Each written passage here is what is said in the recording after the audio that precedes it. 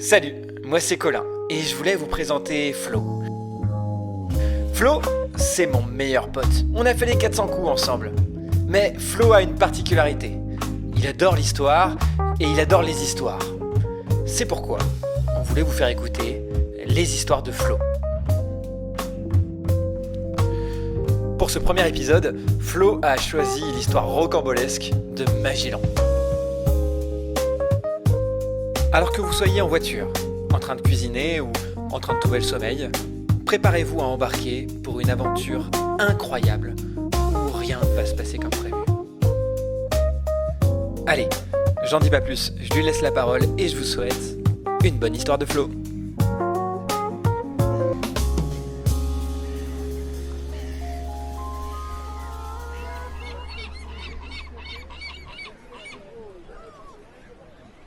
C'est dans la ville de Porto que Fernand de Magellan grandit. Son enfance est bercée par la vie portuaire, les dockers qui déchargent de grandes caisses de marchandises, les matelots affalant les voiles tels des funambules, et surtout les navires, partant chaque jour en direction de terres inconnues et revenant les cales chargés d'épices. Ah, les épices, la denrée la plus chère du monde à l'époque. Le poivre, la cannelle, le clou de girofle, ces denrées ramenées du territoire des Indes ont la côte en Europe et se vendent à l'époque pour certaines plus cher que l'or. Et c'est en partie pour ces épices qu'au XVe siècle se déclenche une course à la navigation entre les deux grandes puissances maritimes de l'époque, l'Espagne et le Portugal, chacun voulant prendre possession du plus de territoire possible. À force, les tensions montent entre les deux pays à tel point que le pape décide en 1494, 2 ans après la découverte des Caraïbes par Christophe Colomb, d'établir le traité de Tordesillas. Ce traité va déterminer plus tard le destin de Magellan. Mais que mentionne-t-il alors ? Eh bien, c'est tout simplement un traité qui sépare le monde en deux par une ligne imaginaire qui passe à l'est des Caraïbes. L'ouest sera laissé aux Espagnols qui viennent de découvrir le Nouveau Monde et l'est aux Portugais. Mais dans cette course aux épices, les Portugais vont prendre un certain avantage. Après l'exploration de l'Afrique, ils découvrent le cap de Bonne-Espérance au sud de celle-ci, puis Vasco de Gama ouvre la première route des Indes et l'accès à ces merveilleuses îles aux épices. Mais revenons à notre petit Fernand de Magellan. Ce dernier grandit dans une famille de la noblesse portugaise. Cela lui permet d'avoir une solide éducation en termes de langue, de mathématiques, de religion, mais surtout en termes de géographie. Très tôt, il se passionne pour les cartes et se met à rêver que lui aussi un jour, il voyagera sur un navire en direction des Indes et même plus loin encore. Son souhait est exaucé quelques années plus tard. À l'âge de 24 ans, Fernand s'engage en tant que soldat et part en mer. Il participe alors à plusieurs missions pour le roi du Portugal, en Afrique, en Extrême-Orient et dans les Indes. Ces années en mer lui permettent d'apprendre à naviguer, à mener des batailles, et lui font surtout explorer l'océan Indien. Mais il n'est pas libre de ses mouvements et obéit au roi du Portugal. Il est envoyé à droite, à gauche, et lors d'une mission au Maroc, il est même blessé à la jambe lors d'une bataille, une blessure au genou qui le fera boiter à vie.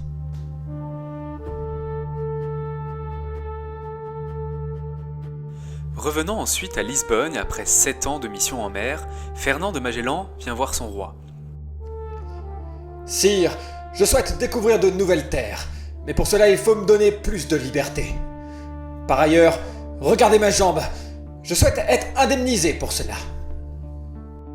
Pour ces deux demandes, le roi du Portugal refuse et congédie Magellan. Le soldat de l'époque, empreint d'un fort caractère, décide alors de se rendre chez le pire ennemi du Portugal, l'Espagne. Mais il n'y va pas sans une idée derrière la tête. Magellan vient voir directement le roi d'Espagne et lui propose, servi sur un plateau, ce dont ce dernier rêve, l'accès aux îles de l'océan Indien en passant par l'ouest et donc en respectant le traité de Tordesillas.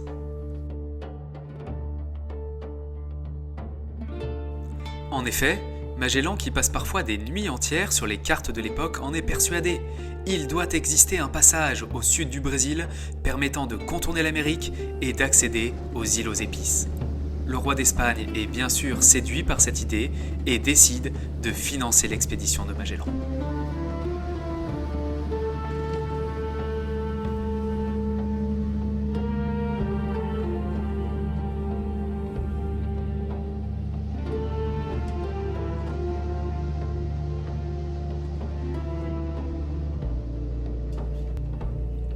Après bon nombre de péripéties, car le roi du Portugal poursuit maintenant Magellan en traître et tente de faire chapeauter l'opération, l'expédition part finalement de Séville le 10 août 1519.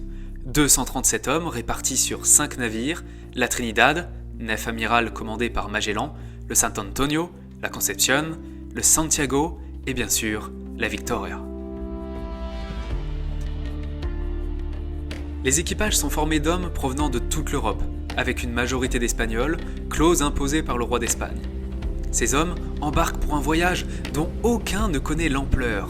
Certains pensent embarquer pour quelques mois, ils vont partir pour quasiment 3 ans.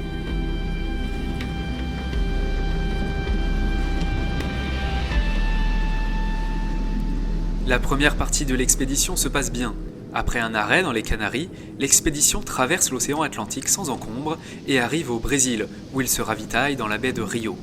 Nous sommes fin décembre 1519, la flotte lève l'ancre en direction du sud et commence alors le grand saut dans l'inconnu.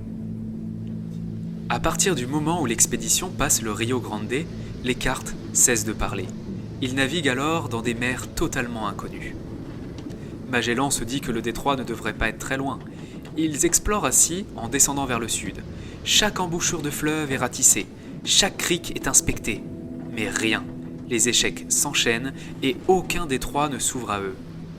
Alors que Magellan s'entête à aller toujours plus au sud, l'hiver austral s'installe petit à petit. Et plus ils avancent vers le sud, plus le froid tombe. Les marins, qui ne sont pas vêtus pour des températures aussi basses, commencent à tomber malades et le moral baisse petit à petit. Le 31 mars, alors qu'aucun détroit n'a encore été trouvé, Magellan décide de faire une halte dans une baie pour passer l'hiver.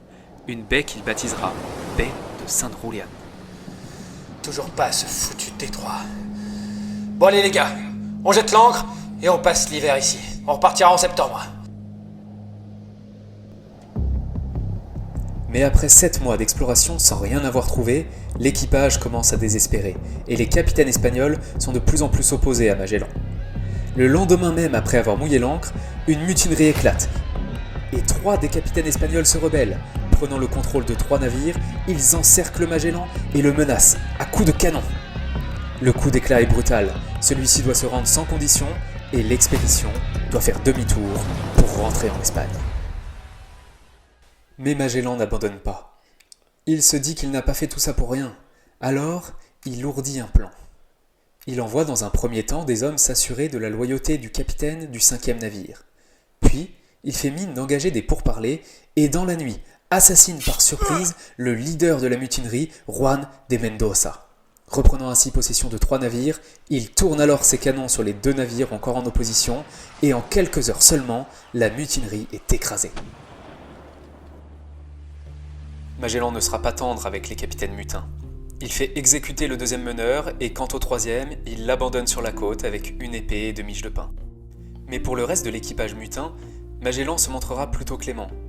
Il leur accorde la vie, non par plaisir, mais surtout car il sait bien qu'il ne pourra pas conduire ses 5 navires avec la moitié de l'équipage en moins. 2 mois plus tard, Magellan envoie son navire, le Santiago, en reconnaissance vers le sud, pour tenter de trouver un passage. Malheureusement, à cause d'une bourrasque, il s'échoue contre une falaise. L'équipage réussira tant bien que mal à rejoindre la baie de San Julián par voie de terre. Avec un navire en moins, mais loin d'être démotivé, début septembre et une fois l'été austral revenu, Fernand de Magellan reprend malgré tout la route, avec ses 4 navires, toujours plus au sud. Et c'est enfin le 21 octobre que Fernand aperçoit l'entrée d'un détroit qui semble partir en direction de l'ouest. Ils en commencent l'exploration et s'enfoncent dans un dédale de fjord. Pendant plus d'1 mois, les navires sont cernés de falaises menaçantes et naviguent sur des eaux sinistres. C'est un véritable labyrinthe et les navires se retrouvent parfois coincés avec l'obligation de faire demi-tour. Lors de leur trajet, les marins aperçoivent de nombreuses fumées à l'intérieur des terres, mais n'aperçoivent jamais de population. Ils baptiseront cet endroit les terres de feu. Au milieu du détroit, Estevão Gómez, pilote du San Antonio, se rebelle avec ses hommes et met au fer le capitaine Alvaro de Mesquita, cousin de Magellan. Il rebrousse chemin, déserte et repart à Séville avec son chargement de vivres et ses marchandises à troquer. Magellan tente de le poursuivre dans le dédale de fjord, mais en vain. Ils finiront l'exploration du détroit avec 3 navires. Et enfin, au bout d'1 mois d'exploration, le canal s'élargit, les navires sortent du détroit. De l'eau salée! Félicitations les gars! Nous voilà dans un nouvel océan. L'expédition prend alors la direction du nord en longeant les côtes chiliennes. Ils essuient plusieurs tempêtes, mais les degrés remontent. Ils décident alors de partir en direction de l'ouest, une nouvelle fois pour une mission inconnue, une mission suicide, la traversée d'un nouvel océan alors totalement inconnu. Que va-t-il donc se passer ?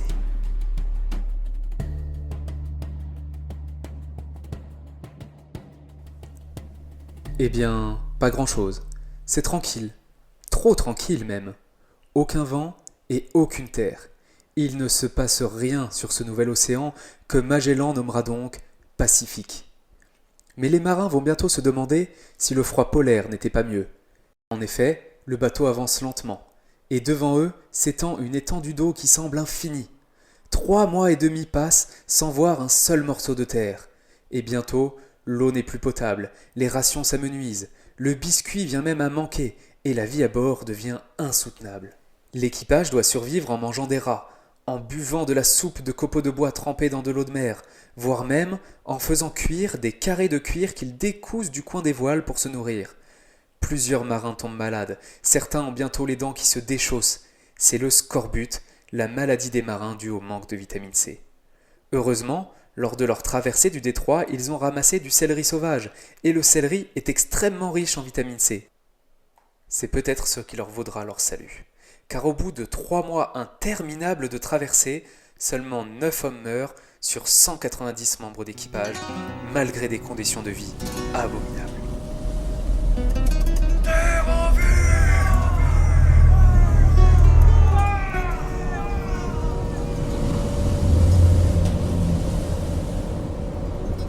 Enfin, apparaissent des îles.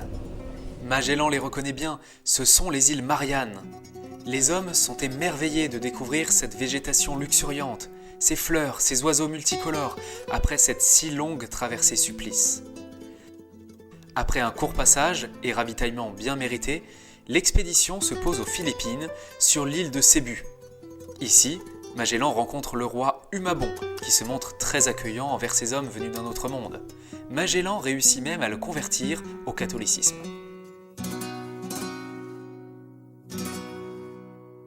Mais le roi de l'île d'en face, la petite île de Mactan, refuse de se soumettre à ses envahisseurs. Magellan emmène du coup une petite expédition de 60 hommes, munis d'arquebuses, armes de feu de l'époque, pour lui faire entendre raison. Mais à la surprise générale, il se retrouve débordé par 1500 guerriers portant des boucliers d'un bois très dur et résistant aux tirs d'arquebuses. Plusieurs hommes tombent et Magellan, touché par une flèche, meurt le 27 avril 1521.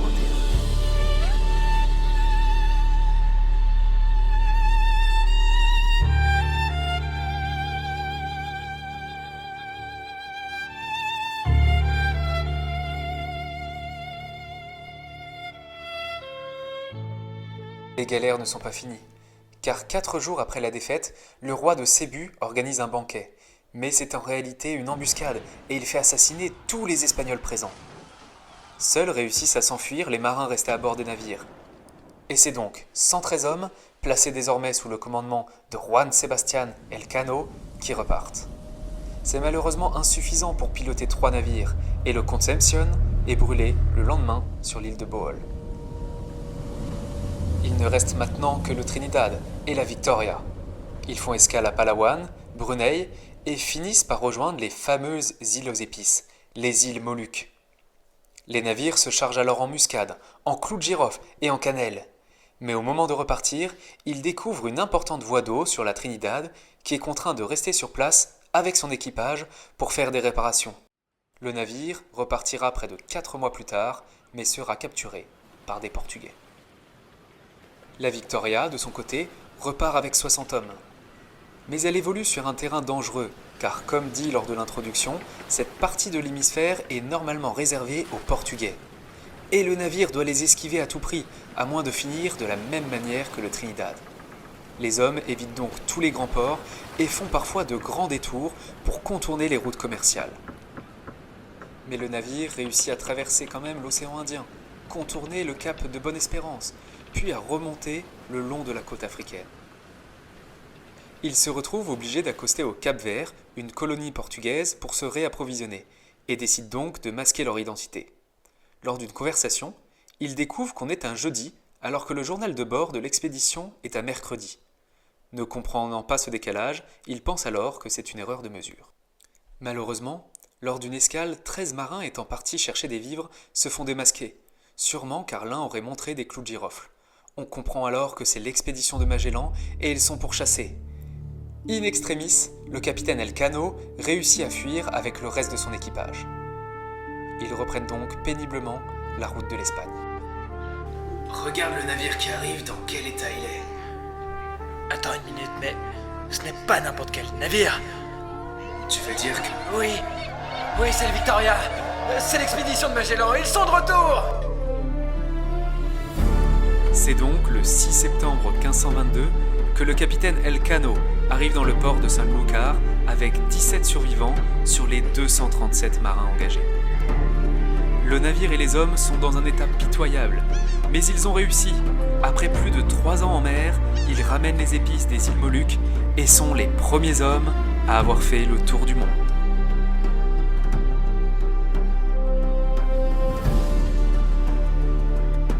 Les premiers ? Mais en êtes-vous sûr ? Alors, on n'en est pas vraiment sûr, mais il se pourrait que cette distinction revienne à un autre homme en réalité. En effet, Magellan, lors de ses premières expéditions pour le roi du Portugal dans les îles Moluques, avait acheté un esclave, Henrique de Malacca. Ses origines exactes sont incertaines, mais il accompagne Magellan partout et durant toute sa traversée. À sa mort, Magellan a gracié son esclave qui a donc retrouvé sa liberté dans les Philippines. Si par hasard, ce dernier a réussi à retrouver sa terre d'origine, ce serait alors lui, le premier homme à avoir réussi à faire le tour du monde. Merci d'avoir écouté cette histoire de Flo inspirée d'une histoire vraie, qui est bien racontée par Stefan Zweig dans le bouquin Magellan, et aussi dans un podcast qui s'appelle Un navigateur portugais au service du roi d'Espagne par Quand je serai grand, et qu'on vous conseille vivement. À très bientôt pour des histoires de Flo.